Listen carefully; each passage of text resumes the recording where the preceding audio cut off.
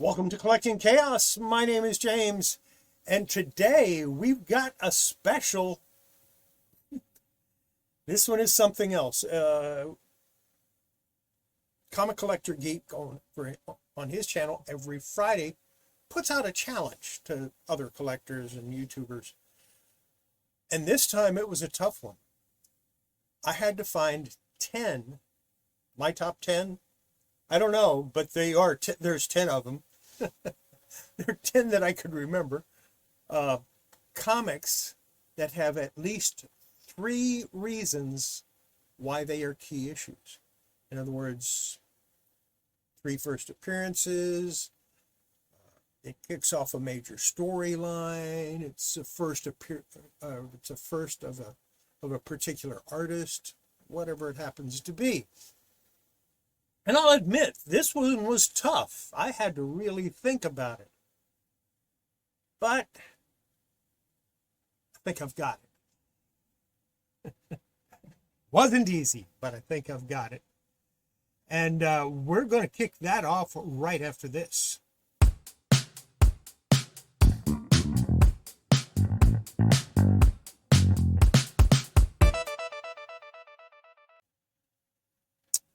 All right, let's go. The very first one I thought of was Gen 13 #1. Unfortunately, I don't have a copy of that. I must have lost it in the flood of 2007. So I went with the next best thing, which is Death Made Black. And this, of course, is the first appearance of Gen 13. Burnout, Fairchild, Freefall, and Grunge all make their first appearance right here. What does that mean? That's 4 characters. 4 key characters. Yeah, that's a good one. This is my first. Well, actually, this is my number 10. I'll put this as number 10. Number 9. Eclipse Monthly, #1. First appearance of Captain Quick and Foozle. First appearance of Static by Steve Ditko. First appearance of Rio by Doug Wildey. And it is the first comic book appearance of the Masked Man. He was, of course, in the Eclipse magazine prior to that. So there you go. That's 4 again. 3 plus the extra. And that's when I started having problems. That's when I started going, what else am I going to include? Well, how about Darker Image #1? First appearance of the Max. First appearance of Bloodwolf. First appearance of Deathblow. I think this is a good one.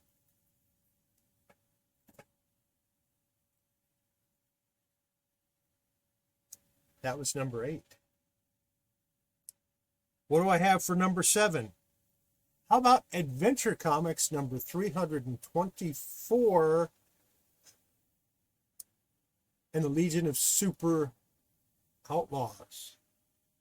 This is the first appearance of Lalor, the first appearance of Malang, and the first appearance of the Heroes of Lalor, which include Evolvo Lad, Duplicate Boy, Life Lass, Gas Girl, and Beast Boy.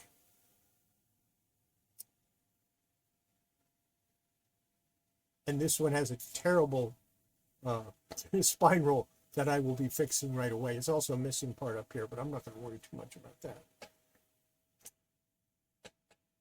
I bought some comics from somebody, and every one of them had a little strip out of the top. Drove me crazy. Next up, I got a big key for you here. This is a big one. A really big one.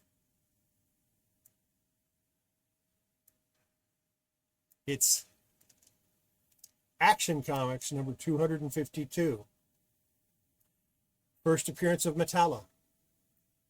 First appearance of Supergirl.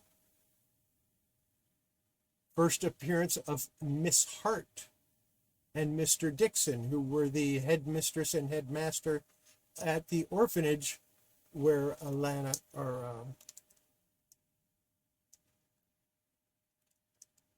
Supergirl's secret identity, yeah, that's where she was. In her origin story, which is in here, so that's another reason why it's a big key.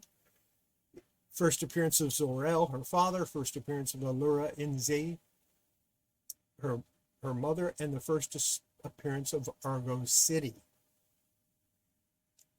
That makes this a huge key in my yeah, probably my most valuable comic too. It's definitely up there. Next up, this one might surprise you a little bit. And the reason I'm going to say that is it's Tomb of Dracula #1, but this is not the first appearance of Dracula in a comic, nor is it the first appearance of Dracula in a Marvel comic. Because Dracula Lives was a story in, what was it? Suspense #7, back in the 50s. So that would have been the first appearance of Dracula in a Marvel comic. However, this is the first Bronze Age Dracula. And I'm going to count that as a key. It is the first appearance of Genie. And it is the first appearance of Clifton Graves. And they appear multiple times. How many was that? That's 10, 9, 8, 7, 6. This is my #5. #4, technically not a comic book, but I do have the #1 issue also. However, the #1 issue doesn't have that key that I really wanted. This is the Preacher preview. First appearance of Jesse Custer. First appearance of Tulip. First appearance of Cassidy. First appearance of the Saint of Killers. Pretty big key. I love this next one. This made my #3, if you can believe that. It is Showcase #62. First appearance of the Inferior Five, which means that's the first Merry Man, first Dumb Bunny, who of course is later revealed to be the sister of Angel from Angel and the Ape. First appearance of Awkward Man, first appearance of the Blimp, and first appearance of White Feather. And I love Inferior Five. I had to include him in here. So what's next? How about the comic that started it all? The comic that started Jack Kirby's Fourth World. I'm talking about Superman's pal Jimmy Olsen, #133, which has the first appearance of the second Newsboy Legion, the first appearance of Morgan Edge, the first appearance of the Outsiders biker gang, and of course, it's the first 70s Jack Kirby comic book for DC. And it kicks off Jack Kirby's Fourth World. Of course, #134, it has the first cameo appearance of Darkseid in it, which is kind of cool. So what's next? What could possibly be better than my #2, my #3, my #4, my #5? What could I possibly show that would be better than that? How about Jack Kirby's first DC titled comic of the Bronze Age, Forever People, #1, first appearance of the Forever People, which means the first Beautiful Dreamer, the first Big Bear, first Mark Moonrider, first Seraphim, first Viking, the Black, first Infinity Man, and of course, the first full appearance of Darkseid. That's why it's my number one for my top 10.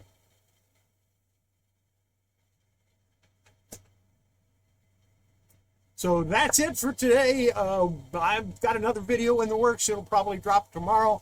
Then, of course, Monday I'll drop my normal comic. That was my top 10. What are your top 10? Who knows? Check it out. Not just top 10, but top 10 comics with at least 3 key reasons why it's a 3 reasons why it's a key. 3 different key reasons. It's triple key. Take care, everybody. Bye.